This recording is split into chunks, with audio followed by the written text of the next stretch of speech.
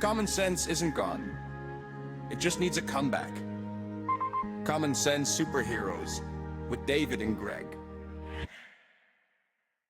Common sense isn't gone. Dang it. Already messing up. I miss Mayberry sitting on the porch drinking ice cold cherry coke. When everything was black and white. Da-da, da-da. Nothing by Greg. No, I'm still not singing, but I will take this That- opportunity to point out that David is absolutely 100% responsible for all production when it comes Listen, to I what we do. may have messed that up a little bit. It's still working out the kinks. We might get into that about how AI is helping us with that. But that I was singing was the wonderful Rascal Flatts, who was the topic of conversation last night at baseball practice, believe it or not. And turns out they actually were performing right down the road with Lauren Elena, which I'm upset I didn't go to because I would have loved it. But we were getting into the topic of Rascal Flatts. And that I'm, of course, am David. The bearded one over there is Gregory. Gregory, how you doing, my friend? Well, if you'll allow me to rub it in for a moment, David, I am less than 24 hours from being touching down on the ground in what is absolutely one of my favorite places in the world, and I will be spending nearly a full week with unquestionably my three favorite people in the world. So I'm on cloud nine, brother. There is a distinct possibility of some sort of catastrophic injury occurring, and I'm aware of that. That reality is there. Don't But go other than Lindsey that, Vonn I'm on willing to us take my now. risk. Don't go Lindsey Vonn on us. When you're listening to this, Greg is either preparing to go to Park City, Utah, or he is in the midst of being in Park City, Utah. We haven't decided when we're going to release this in case we're not able to get a show in next week while he is out gallivanting, as always, rubbing Or it in in case it's everybody's my last faces. attempt to ever record an episode if I fly off the side of a mountain. This may be the last. He's either going to Sonny Bono or hopefully not Lindsey Vonn it on us. I hope we don't want either one of those. If you're going to do one, Lindsey Vonn it. At least Lindsey's still here. Sonny Bono got taken out by a tree and never came back. So let's hope that happens. But we plan on trying to get a show in while he's out there the best we can. And that is because of the ease of the way things are done nowadays. If you recall, which I'm sure all you were big fans of back when I did a show with Mr. Don Tree Stevens, my good friend, aka Poe. We did inappropriate commentary back in the day, and we had to just do our best we could to get it out there. I mean, it was a hard process to do. We would record it in our what now is my youngest son's bedroom, thrown together with a MacBook and some Rudy Poop microphones on GarageBand, doing the best we could. We had guests call in. It was basically me holding the phone up to the microphone like this as they were calling in. So it was very rudimentary, but my boy and I did a great job until life got in the way and we weren't able to do it.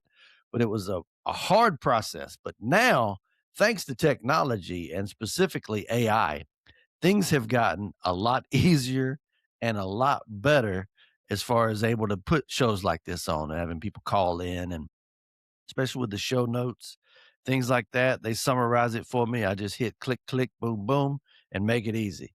So AI is making things a lot easier process. Greg, how does AI affect your life in a day to day, if it does? Well, currently, listening to that intro on the topic, you have just completely devalued yourself as my partner. I was relying on you to do all the behind the scenes work, and now you're making it sound really easy. Little did you know.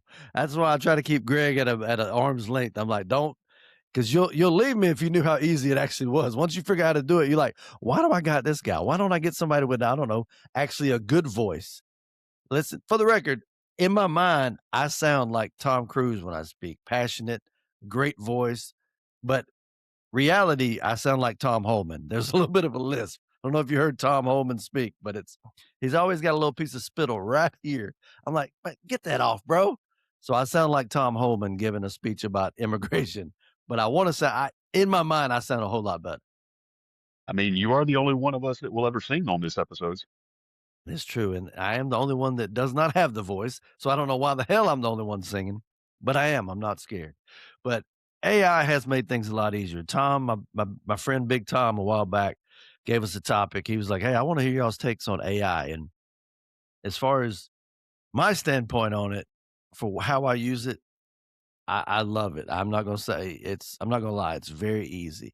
I am very saddened by the fact that it's going to possibly take a lot of jobs in the future because although I will say the jobs report in January was way better than they expected, and that is with a lot of AI, people learning AI and being able to do their job more efficiently and possibly producing more jobs. But I am worried about it. But AI, as far as that standpoint, I love the ease of use of it.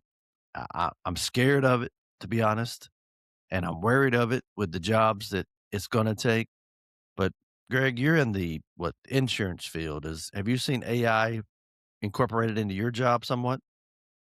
Yeah, without question. I think it would probably surprise folks to know the amount or probably the percentage of interactions they have online. What percentage of those interactions are AI bots and not an actual another human being on the other side of that?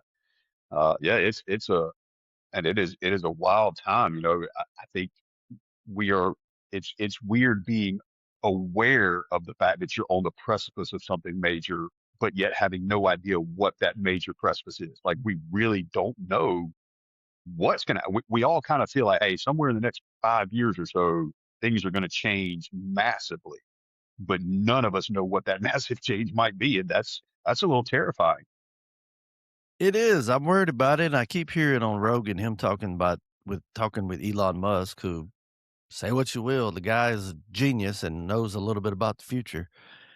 He's keeps speaking along the lines of the fact that we're going to have a universal income of sorts because every job is going to almost become obsolete, and you're going to have people that has a way to make a living. Well, and this is a little off the subject, but while you're talking about Elon, and I want to throw this out there, he may never get the recognition, and I highly doubt they will because of the nature of how things are framed. But I'm of the opinion you could darn near make the argument that at some point, 30 or 40 years from now, we might look back and say Elon Musk literally saved the entirety of society. Like his purchasing of Twitter and X and whatnot, and at least giving us some sort of platform to see facts and see the real truth on some things that we weren't being provided with. I mean, look, can you imagine now if we didn't have that outlet, how in the dark we would all be still on some of these major things? So yeah, I mean, love him or hate him, and I know Elon is a very polarizing figure, much like Donald Trump. But I think we look back, and I think this tenure of the two of them combined, I think we look back at some point well down the road and go, those two as a partnership were vitally important to whatever this world becomes in the future. His purchase of Twitter not only allowed us to put our thoughts and actual experiences that we know to be true out there, like with a lot of the vaccine injuries and, hesitation, people were not able to actually express their concerns up until Elon did purchase Twitter. And in fact, he actually exposed the fact that a lot of the administrations and things in the past would go to Twitter and try to get them to silence speech in that regard. And I mean, that's terrifying. And the fact that they would actually try to silence someone from telling their truth, to be honest with you. And not, I mean, I don't know how we can have an argument about free speech and everybody's like, hey, just free speech, put everything out there. And then they argue with us about it. But yet we should. I mean, I'm all for free speech. Well, and I mean, you can make the argument one way or another ethically, but when they deplatformed Trump in that moment, and look, whether you agree with him, and you and I have both, as Trump supporters, categorically speaking, we have both said, man, sometimes the way he speaks, the things he says, just the overall presentation is it's tragic, man. You just wish he could be a better human being. But when they deplatformed him as the sitting president of the United States, thereby basically saying, hey, we don't agree or value what this guy's. You can't do. That's the most powerful man on the planet, and I don't care at that point. Nobody should have the right to deplatform him because whether you like it or not, when the president of the United States, when the president of the United States has something to say, everybody should be able to hear it. Agreed. I mean, it was ridiculous in the fact that they even thought about deplatforming him because of the incidents that happened on January 6th. And I don't know if you go back and listen, I ain't saying he did everything right, but he didn't tell them to go and basically bombard the Capitol and go inside and everything. I don't know. That's neither here nor there. Like I said, he effed that up big time. But deplatforming them or deplatform anyone from freedom of speech just because you may disagree with it, especially when it comes to public health. They were like people, doctors that were coming out saying, "Hey, look, we should not be vaccinating these, young kids. They don't need it. We shouldn't be keeping them from school and all that." And yet they were getting deplatformed as if they were dummies and like talking about how these people don't know what they're talking about. I'm like, they're doctors. They're actually the guy who invented the vaccine. If we're not listening to them, why are we listening to anybody else? Let it all come out and then we'll let the chips fall where they may. Well, and you and I've touched on it. Like that's another one of those examples. The way they have framed Trump's speeches on January 6th, the doctors being deplatformed for COVID, all of those are just more and more examples where now when you and I try to have a conversation with one of these people and they start trying to convince us, no, trust me, I'm right on this. They look back and go, yeah, but you also told me dudes can get pregnant and boys can become girls and COVID, the mask. Well, you told me all these things that we know were not true. Why would I listen to you now? But they Fauci don't want to accept that. Fauci told us that 6 feet was the correct distance and that wearing a mask would help. And looking back now with the papers that have been released, 6 feet didn't do jack squat, and the mask also didn't do jack squat. So, who shockingly, we have a little antitrust issues because we were lied to over and over. There was once doctors that told us that uh, pain pills are not addictive and are good for you. So take that with a grain of salt. Well, and you think about the impact that had, and I hate to call these people out, but actually no, I don't. I rather enjoy it. We don't see much of it anymore, especially down here in Georgia. But like every now and then, I will still see someone wearing a mask. And at this point, when I see somebody wearing a mask, you literally, without even like being aware of it, you almost look at that person and go, they broke you. Like something in this person was broken by the whole COVID debacle, and they will never be okay or normal again. I have no idea how we turned into this. It started out talking about uh, AI, and here we are going back on the COVID issues. I don't know how we got away. Our plan was to actually come on, talk a little bit about AI, and then go into top five. I call it Greg's top five, Greg and David's top five, where I will surprise Greg or he will surprise me with a topic about a top five countdown. And we will, at the end of the show, go over those top five. So let me go ahead and give Greg that what top five I want him to talk about at the end of the show before we get too far out of hand and we start getting into, I don't know, the Epstein list. We always seem to go back to that. Top five movies that you can watch every year at least once and never get tired of. Now, and does not you cannot include holiday movies because we all know we watch National Lampoon's Christmas Vacation every year. So take the Okay, so holiday movies out of it. okay, so That one particularly. this is kind of a personal top five of movies I enjoy, not that I consider like classic must see movies. These are my Yes. personal top five. Your Okay. personal top five that you watch, you can or do watch every year and never get tired of for the rest of your life. All right, can I ask for one more point of clarity to help me out? Can Yes. can I consider for the sake of this, can I consider like a series just one? Yeah, that's fine. Yeah, because if we go down that, I mean, I would probably pick one particular series I'd watch every year, which I almost do, but it's just you can pick Right. a I guess series, there but are some where specify it's what movie's your best though. Don't, okay. you gotta Okay. pick one. All right, top five. I think I can do this. Okay. Well, let's finish off the AI speaking talks before we do it. Now, the two most popular in my eyes AI is ChatGPT and Grok. I know there's Claude, there's uh, Perplexity, I believe. There's several Mhm. others. Which one is it that you use most predominantly, and how do you use it, Greg? Probably say Chat GPT is the most predominant. It's only just because I started using it and I ended up paying a little $20 a month upgrade fee or whatever. I mean, I use it to help kind of go through some document work for either the consulting business or the insurance agency. I do use it for that. I use it to help draft some things like when we're trying to put stuff together quickly.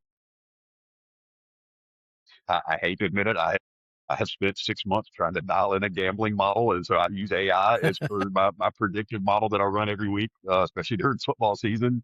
That is part of how I come up with some of my picks. I have spent time back and forth crafting in what parameters I'm looking for on that. It's really cool. I think it's to this point. I think it is still what I would classify as a tool.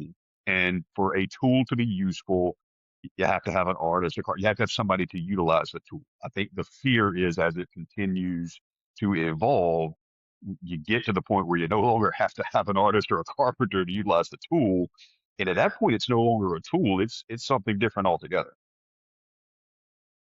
I myself also pay the $20 a month for Chat GPT, and like you said, I think it was just one of the first ones, and that's kinda what made me lean towards it more often. But I will say, I don't know what this says about me or what this says about the AI 2 AIs in general.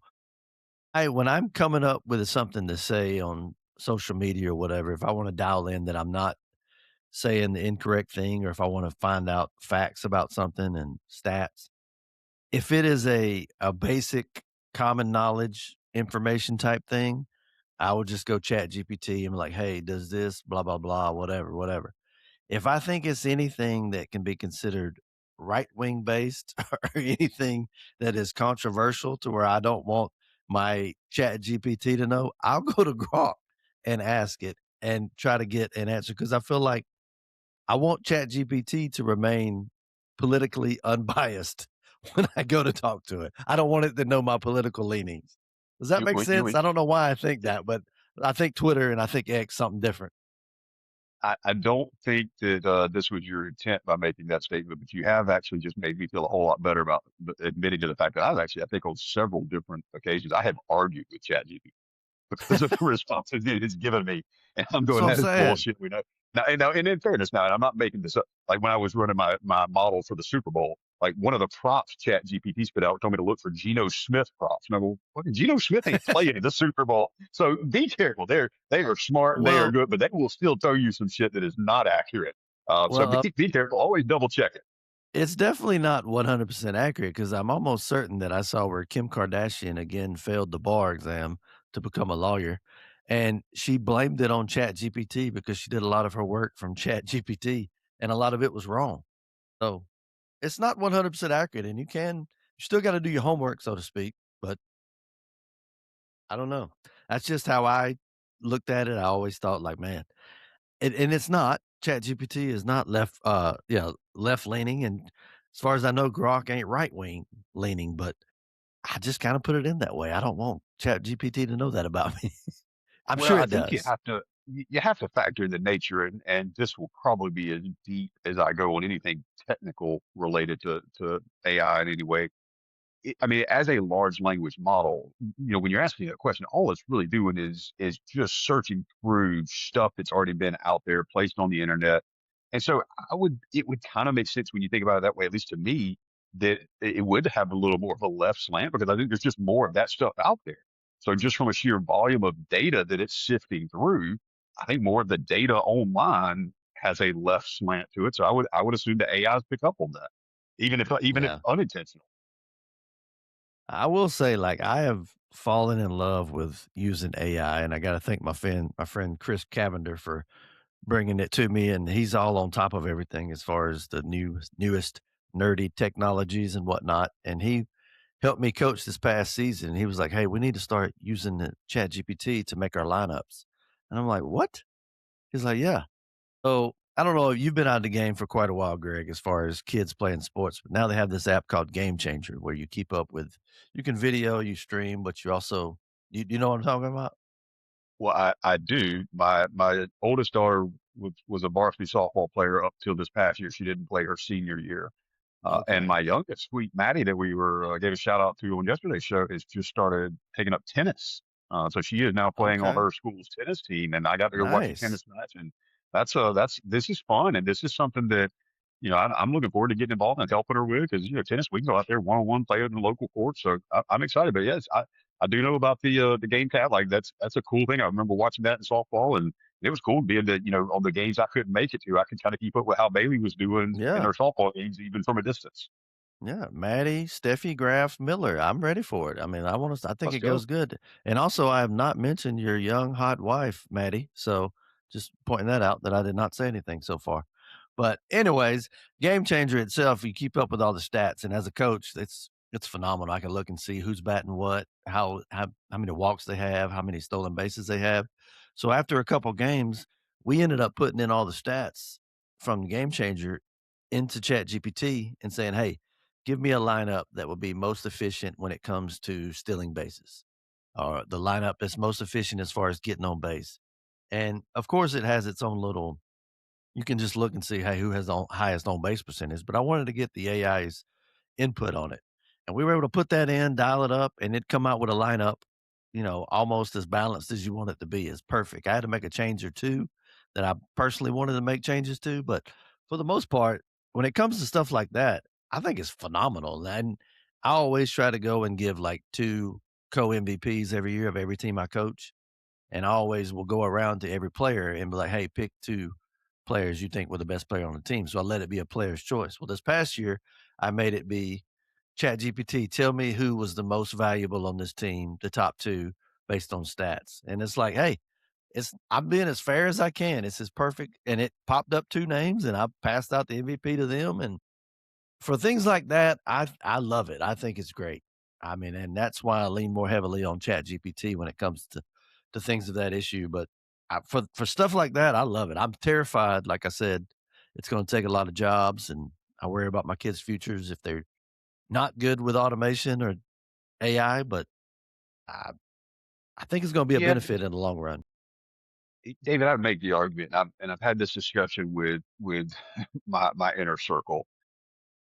When this topic comes up, you got to kind of keep in mind the majority of the jobs it's going to take, and I do think that is an issue that we will have to figure out how to restructure the economy to maintain any sense of normalcy, because it will ultimately just do away with professions altogether, most likely. Man, I get in this, and this may be a little too deep, and we don't have to go down this rabbit hole. But and so many of the jobs it's going to replace, and like is people who aren't really doing anything anyway. They're just it's people like me as a consultant or an insurance agent who are basically just looking up information from one place and putting it in another place, and just we don't we pay a lot of people, and a lot of people make a lot of good money to do very little real, actual, tangible work. Um, you think about it, it's maybe a weird analogy, but it makes sense to me. When I recently had surgery, there was probably throughout the course of the various hospital, doctors' offices, insurance offices, and stuff like, there was probably 700 different people that had some part of the process of me getting my operation. Hmm. All we needed was 3 or 4 of us. Like, Yeah. you needed me because I was the one with the broken spine. You needed a doctor because that's who I wanted cutting on me. Give me an anesthesiologist and a nurse, and let's roll. Like, we don't need all this stuff. But Well, 700 people could be put out of work.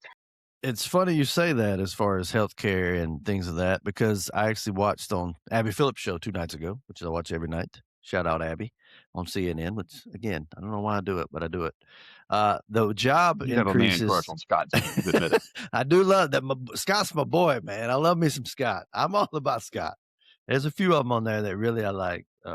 That I like seeing them outnumbered. I like seeing one Republican, maybe two, just going at it against all these other people who are coming at them. That's why I used to like to watch The View, but now they don't have anybody that's Republican. It's just they're a bunch of rhinos, Republican in name only. Nobody really is a Republican on The View. So hence I don't watch it no more. That and I mean, it was a little gay for me. I mean, let's be honest. I should not be watching The View over and over. But anyways, the jobs numbers that they put out, the biggest increase was healthcare and private education. They're the ones that improved the most amount of jobs, which is kind of shocking because you think a lot of healthcare would probably go away because you can chat GPT a lot of stuff, but it's still flowing, still going strong. Thankfully, that's what my wife works Well, in. So ever since the government got involved with the healthcare system, it's not going to get any smaller. The government is a part of does not shrink. well, for the first time since 1966, I think we have the lowest amount of jobs, federal government jobs. Right now, that was the biggest cut. So I personally think that's a good thing, not having a big a government, but it's just shocking. I don't know. I mean, anybody that works a manual labor job or things like that, I think is going to be okay, sadly, because I don't know if it's going to be a while before they get a robot that can come put on roof shingles, or at least not need some help. Not going to come be able to work on your air conditioning unit, things of that nature. But anybody, like you said, in a consulting issue or a marketing or something like that, it's got to be terrifying. Yeah, it is, and I think that's the uniqueness of where we are right now is we know something big is coming, but none of us really know what it was. But I'm reminded back of I think it's the old Henry Ford quote when he thought the when he was manufacturing the automobile for the first time, and he said, if I had asked people back then what they wanted, they just would have wanted more and faster horses. Sure. Nobody had any concept of what an automobile was or how it was going to impact. You think about that, the internet, kind of the same thing. Like when the internet first came on, I mean, dude, I remember having a Prodigy account, an AOL dial-up account, and you think about like my kids nowadays know nothing about that life. No. If, if you think 30 years ago, if you'd have told people, "Hey, my job is I'm a coder or I'm an influencer," we didn't even know what those jobs were. We'd never heard of those terms, but those jobs now exist because of the internet. So, in some respects, I think the AI takeover will open up some different avenues. It will probably create some markets that to this point we don't even have the ability to comprehend. But it is going to one way or another. I've told people I think there's almost no chance that over the next 5 to 10 years we don't have some sort of major shift because of AI. I could make the argument. I think we could end up, figuring this thing out and almost smooth sailing into a utopia where, like Elon said, almost nobody has to work. Everything's taken care of. We just do what we want to do. Mhm, Which I could also make the argument that is terrifying in and of itself because these people, this nation, need a purpose. They may not need a job, but they need a purpose. mhm. We don't need more people with more free time. But the other side of the argument is that if it's not utopia, then it completely crashes the economy because everybody's out of work and we don't figure out what to do about it because ultimately people are greedy and it's going to be very easy for those at the top and in charge of all this to not be willing to share the resources. And at that point, those of us who can't figure out how to put two nickels together might be in trouble. I mean, it's going to be a struggle. And speaking of, it's not going to be a struggle. It's kids need to know a struggle and need to be a little bored and need to figure out some things. Like boys today specifically will never know the struggle of having to wait as it dialed up right down to right about here, the picture, and then it would stop and not go any further. And you're like, please, Lord, mama's about to be home in like 10 minutes. Please hurry up and finish dialing up. And it took you, it would make you so frustrated. Like, just a little bit further is all I need. Just a little bit further. But boys don't know that struggle these days. It's the simple. It's too easy for them. They can just look it up without question. I don't know. That's where my mind goes when you say that struggle and you talk about dial up. Big Tom, thanks for the suggestion on AI. And if my final take on it's gonna be one of two things. I don't think it's gonna be a middle ground. I think it's gonna be the best thing that improves our lives, like huge and makes a big difference. And like you said, much like the internet, when Clinton profited off of it, I think it's gonna be gangbusters as far as what it does for our economy and whatnot. Or it's the worst thing ever and it's gonna be the end of humanity. I don't think there's an in between. I think I'm gonna be either high up or it's gonna be the end of the world. So that's my take on it. Greg, what about you? I will say this, and I'm with you. I think it will likely be one extreme or the other. And at this point, with that level of uncertainty, I am glad to say, and I am proud to know that I have friends that are very adept at hunting, fishing, and farming and things of that nature. Because if things That's do not go me. sideways, I know people with lots of guns, lots of ammo, and I'm willing to take my chances with my circle. Speaking of my buddy Big Tom, that it will be the first house I go to because I don't want to give away nothing, but my man's got quite the armory. Let's just say I'll be safe under Big Tom's shoulder. I'm like, get him, Tom, get him. So, so Tom, I appreciate the bringing it up. Now let's go on. Like we said, this is a quick throw together episode. We're going to do the top five of blah blah blah. In this case, we do top five movies that you can watch every year and never get tired of. Greg, you want me to go first? Because I got one off the bat that's a doozy. All right, you can go. You can lead the way. All right. All right, Top let me five say this. I got movies. I got my top five, and being put on the spot, I'm comfortable with my It is. five. I don't know that I can put them in order because that's just tough. No, we're not going to do orders. It's not like a Okay. 5, 4, 3, 2, 1. Just top five, whatever comes to your brain. And these first couple ones are ones that I actually do watch both multiple times a year.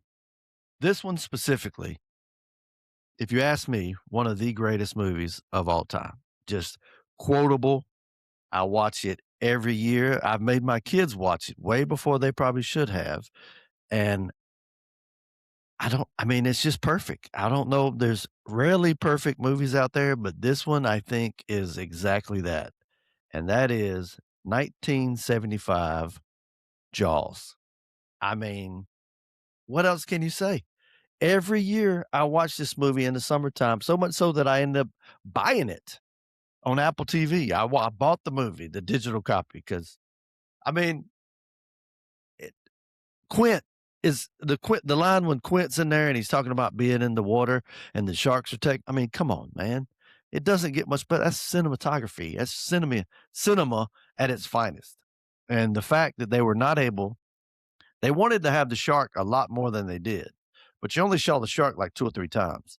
And that is what made the movie good. The fact that it didn't work made it even better.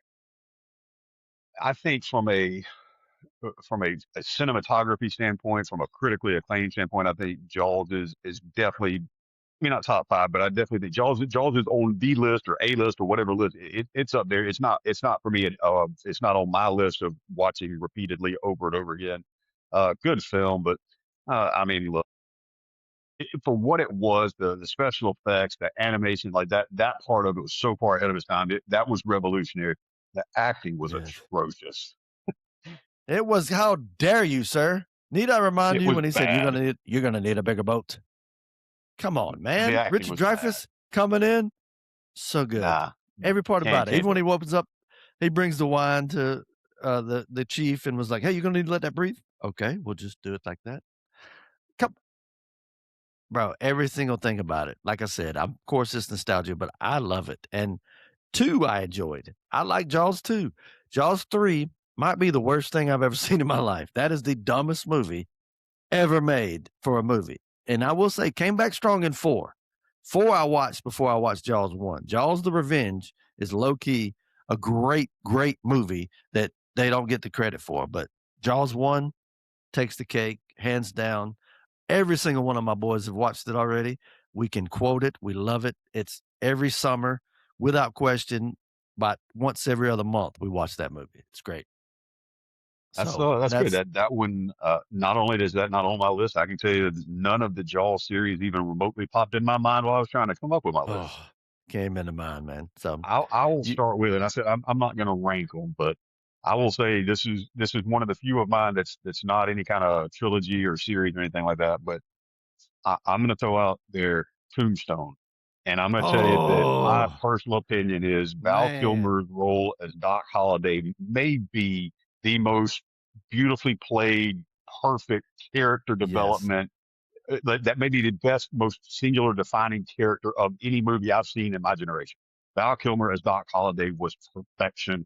Tombstone is a top five. I will watch that any chance I get. Great movie. man. It is and irony is the fact that he had I think he had TB, but he had problems talking and all that. And it turns out later in life that was actually what took him out. He also had tongue cancer, throat cancer, or something along those Mhm. lines. But the irony of that, because that is a legendary role. I mean, I'll be your Huckleberry. Come on, man.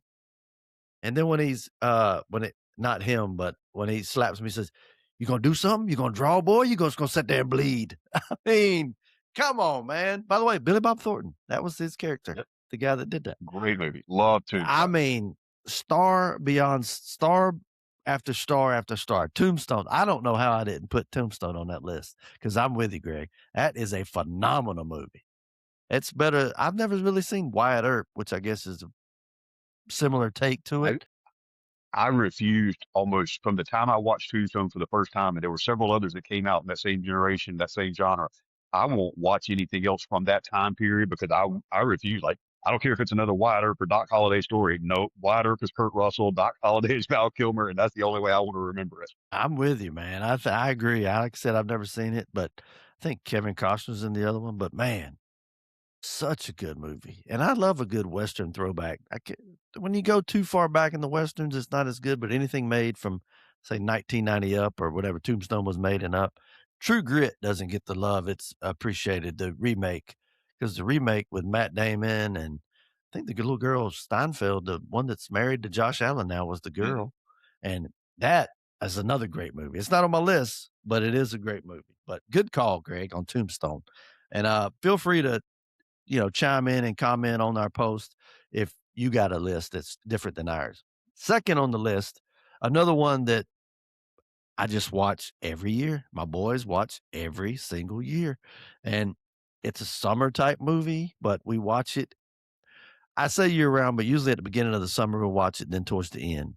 But that is Summer Rental, 1985 Summer Rental with John Candy. Uh, airplane, not pilot, but traffic controller that gets burned out, ends up needing a vacation because he thinks a piece of a chip or a fly rather, is a plane, and he's freaking out. They go down to vacation, and turns out they have the wrong house, and then they're going to lose their house because they get into it with a rich guy that's local that they have to have the regatta race. Long story short, they have a regatta race and end up being heroes. Great, great movie. John Candy, love, love, love. If you've not seen the documentary on John Candy on Prime, I recommend it. Can't recommend it enough. Go watch it. Summer Rental. Greg, have you ever seen Summer Rental? I have seen Summer Rental. I am aware of the film.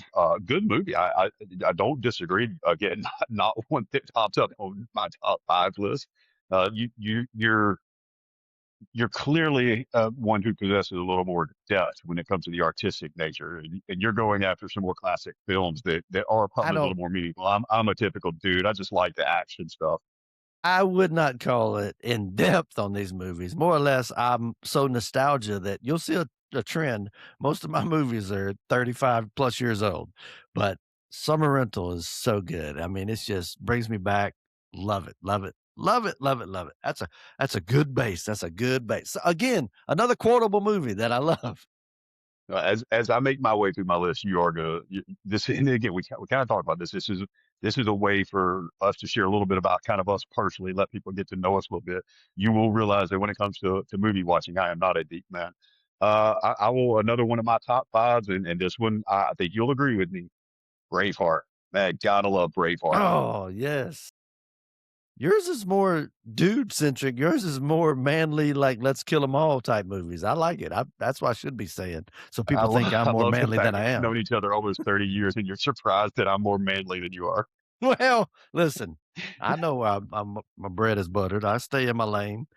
But Braveheart, yes, another good. William Wallace, great quotable movie. What's his famous? What does he say? They They cannot may take take our our freedom. lives, but they'll never take our freedom. Braveheart, man. Remember when Mel Gibson was like the hottest thing, both as a actor and all the girls liked him, even though he smoked cigarettes like crazy and had the yellow teeth. Just oh, when he came out super racist on that hidden video, really hurt his career. Really hurt. Yep. That stung. He was boy. I should have that right now to play it because wow. I mean, everybody's can have a redemption, but boy, that was that was bad. I think we're all better served if you just move on to video number three. God almighty. Move on to your I'm your just next saying. top five. Woo. He built his own church though. He tried to make a comeback. I like old Mel. But my third movie, again, nostalgic, and again, John Candy. The Great Outdoors. Mm. I think it was 1988. So again, I'm staying in the 80s and 70s. Great Outdoors and Aykroyd. I mean, just about a cabin in the woods, basically. They go and have a good time. So many quotable points in the movie. Dan Aykroyd is his brother-in-law that comes on their vacation and just kind of messes it up. Craziness comes about. It's so good, so funny. You can watch it with the family. Just classic, classic, classic Smith family household movie. Again, these are movies that my boys have all seen, and I'm very proud of it. And they have come to love and will sit down and watch it with daddy. So I love it. The Great Outdoors. Go watch if you hadn't seen it. It's about time for me to watch it again. All right, that's Have you that seen is it, a good Greg? one. I am, and I definitely I'm a fan of the genre. I loved. I was a big, from that day. I was a big Chevy Chase guy. I loved all the Fletch movies, Caddyshack, Spies Like Us with Dan Aykroyd. Like those, I love all those. Those are, I said, those are good. I think your list is clearly a lot more nuanced than mine is. Mine's a lot more of a blockbuster action type thing. But I will go with after what do we got? Tombstone, Braveheart, and I'll throw another one in. This one gets into has a sequel, and the sequel was pretty darn strong as well. Top Gun. Top Gun is all time. I'm hoping you're searching for Danger Zone or something, or you're just frozen. I know what this is.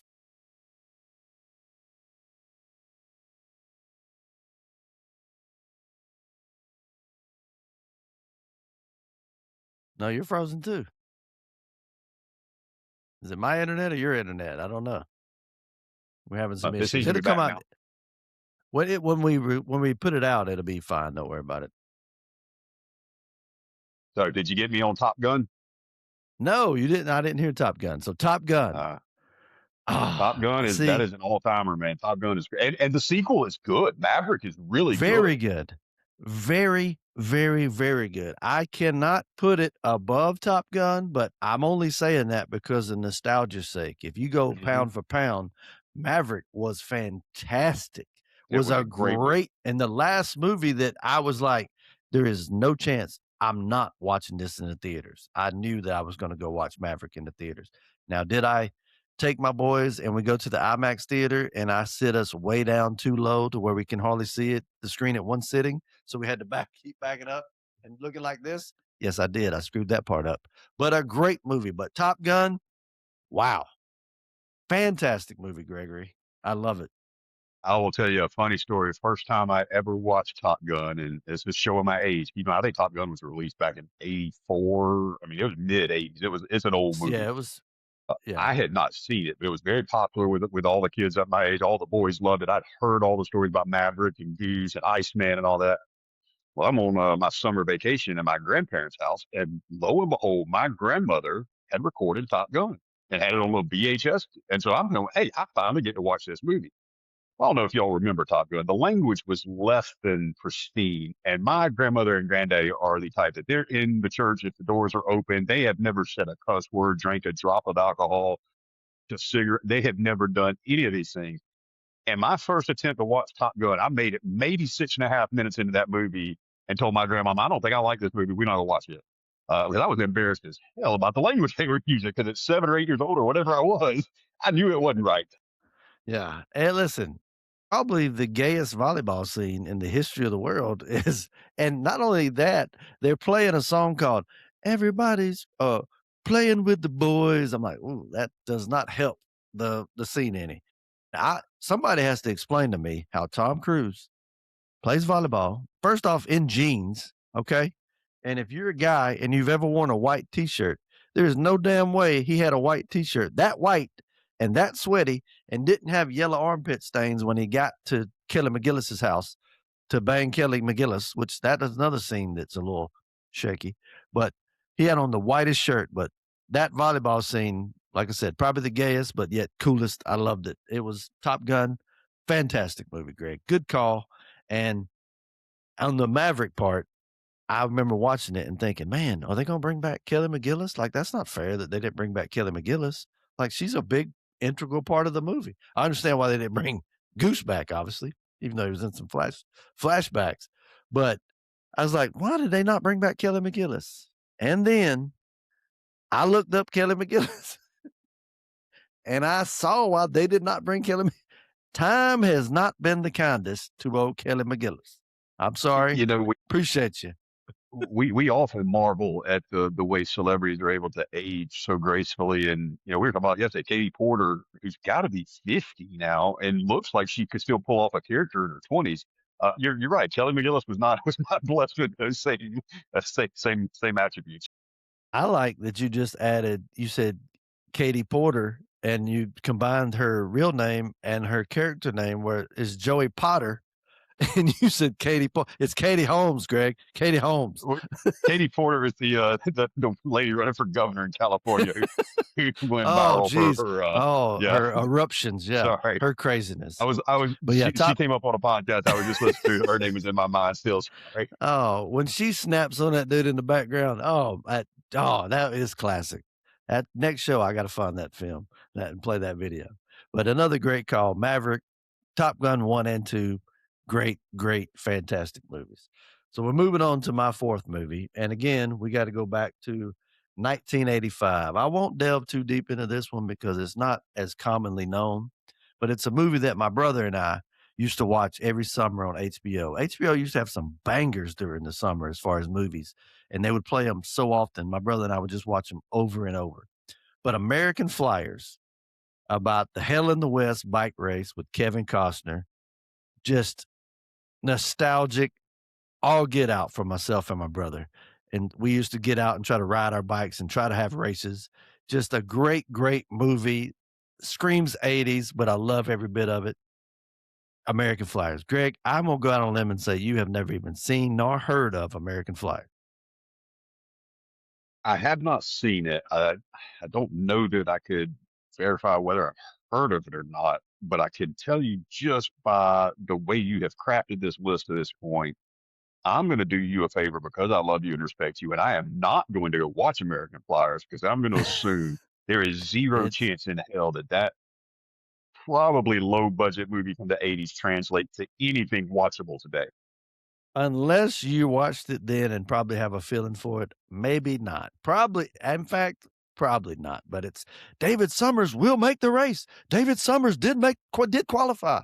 It's such good. They were worried about him dying, the brother, but turns out Kevin Costner's the one that I don't want to give it away in case you do go watch it. But if you do want to watch it, Alexander Paul, who played Stephanie Holden on Baywatch, she's in it, and you do see her boobs at one point, which I mean, not much to see, but I'm always down to see boobs. But other than that, there's really not much to it. But a great, great movie. That's my number four. All Greg, right, I what you got? will. Number four.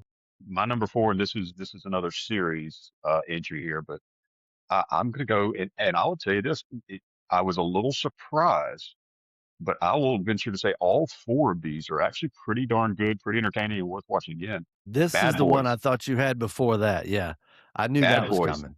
I, if you ask me to put them in order, God, it's hard. I mean, one was just standalone for so long, the nostalgia of one, but Bad Boys 2 is the greatest of the four. It's just the character play between Martin Lawrence and Will Smith. I mean, as Marcus Burnett, Mike Mike Lowry, Lowry. I don't know any dudes of our generation didn't have it figured out in that dynamic, who was who and which was which, and we all rolled that way. And man, Bad Boys, and I will say that when when four came out here within the last couple of years, with everything going on in our country, and when I say I'm a big fat, like I was almost scared to watch the four. I was so terrified that it kind of like Maverick, like I was so scared it was going to be wokeified and they were going to just jack up the whole storyline and make it, make Mike Lowry gay or bisexual or some shit. And lo and behold, again, I don't think four holds up nearly as well as one and two, but it was not a bad movie. I watched it. I enjoyed it. I would be willing to watch it again. So yeah, in my top five, the Bad Boys foursome is they're there, man. I love the Bad Boys series. Yeah, I'll say this about it, Bad Boys. And the fourth one, let me get this out of the way. The fact that something was up with Martin Lawrence. I don't know why they tried to hide the fact, but clearly there was a health issue that was awkward. It took me away from it a little bit, but I did enjoy it. And that's another movie that I don't buy movies anymore. I mean, who does? But that is one of those that I bought when they had a special. I bought all four in a pack on digital pack on so I can have available at any time because I'm with you, Greg. Just phenomenal movies. I probably don't remember the third one as much. I need to go back and watch it, but great, great movie. And a funny story is when we were living in Macon, my lovely wife, girlfriend at the time, Brooke, would go over to Greg's house. And Greg, back in the day, like I said, we used to have a beverage or two, and we would all be hanging out at Greg's house. And even back then, I was not a stay up late kind of guy. And me and my wife still joke to this day about this. We will go over to Greg's house, eat, watch a game, whatever, and it'll be like 10:30. Everybody's getting ready to go, and Greg will look at myself and Mr. Andy Wood and his girl at the time and my wife at the time and say, "Hey, you guys want to watch Bad Boys 2?" At Checks like out. damn That near is 11 o'clock at night. And not only is Bad Boys 2, I mean, it is a great, great movie. It is not short. It is not a short movie. It is a long movie. But this joker wanted to watch Bad Boys 2 every other weekend. Damn a whole once a year. Every other weekend, Greg would be like, "Hey, let's watch Bad Boys 2." can I share this with, and we touched on it, I believe, briefly in one of our earlier episodes, but I mean, I was such a Bad Boys fan that I mean, I felt the connection with Will Smith, It dude. I was. loved everything Will Smith did, and for him to have Yeah. turned out to be such a little bitch is so disappointing. I mean, that is the Fresh Prince and Mike Lowry who's just getting bitched. Like, what? His wife is running over him. Jada, Oh Lord my knows what God. Jada's got going on. Embarrassing. I Embarrassing. She's mean, banging his that is son's just, friend. man, like I'm sorry, but he's still a hell of an actor. But man, it is hard to have any sort of respect for the way that man gets through his life on a day-to-day basis. He is definitely trying to make is sad what happened, and to see, like I'm with you, to see what happened as far as his wife is punking him out big time, which I'm sorry she did, Will. But he is trying to make a comeback on that National Geographic show, Pole to Pole. It's actually pretty good. We've gotten into watching it, which ironically his wife was going pole to pole when they were married. So, but that's besides the point. But yes, Bad Boys 2 and the whole Bad Boys series, great. Holds up. Martin Lawrence and Will Smith, phenomenal. A little long in the two, a little long, but 4 was a little awkward because of Martin Lawrence's health issues. But other than that, Yeah, great, great, great. he has not aged well either. Oh, but still funny as all get out. Now, my last movie and my previous movies have all been not only in the 80s and 70s, but they were like an hour and 30 minutes, which to me, a movie for me personally, we talked about Bad Boys being long. I like an hour and a half, hour, 45 minutes tops. That's my movie. That's it. That's what I want. But on this last one, they're long, long, long, long movies. I have 2 that are basically tied. I couldn't just go with one.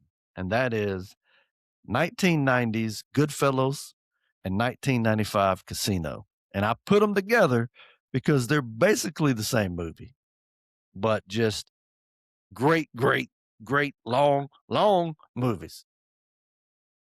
Agreed, and I think those fall in the line, especially those have no business on your existing list. Those are actually really good, very well produced movies. Those are quality films. Those are the first 2 off of your list that I would say those could have at least belonged on my list and not seemed way out of place. Yes, both great movies. You throw in Goodfellas and Godfather, all that genre. It's hard to pick. But Pacino's character in Casino is that's classic. I mean, that's good stuff there. I mean, because Goodfellas is just, I mean, there's so many parts that are so good. When he's cutting up the garlic and talking about making the sauce, well, the one where they're in jail and he's cutting up the garlic so fine, and they're describing it where you drop it in the pan and it just kind of fizzles away to an oil. Man, if you don't want to go try to cut up garlic right after that, I don't know what to tell you. And of course, Joe Pesci talking about what am I funny? Funny like a clown? Funny how? I mean, just brutal. Martin Scorsese, a little joker that he is writes some brutal, brutal, horrible stuff, but very damn good. Very, Yeah, very good.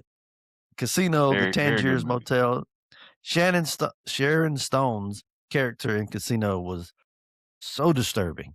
And just you felt like, man, this crazy bee.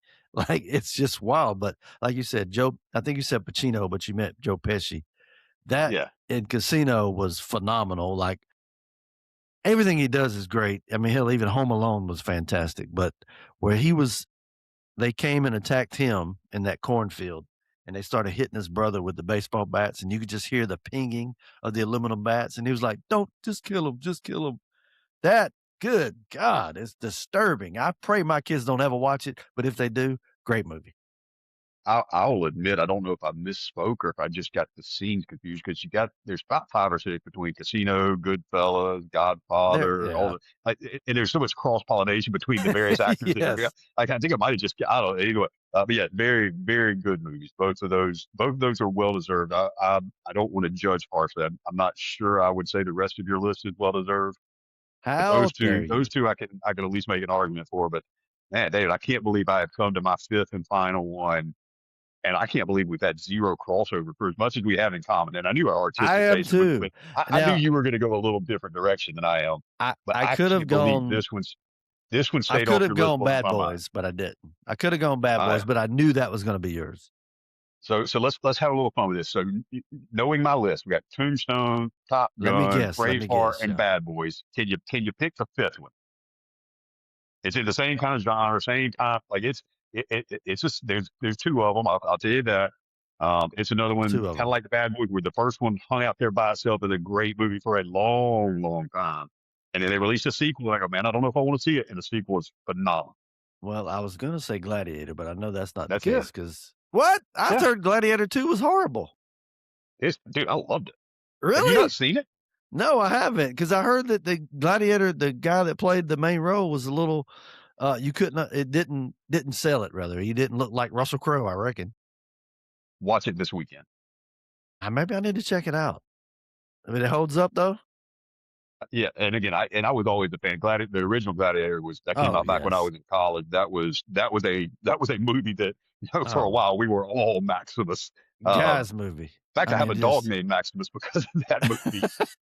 But no, Gladiator 2 holds up. I enjoyed it. And again, I was skeptical because anything that's Gladiator 1's been out 30 years. I mean 20 years now.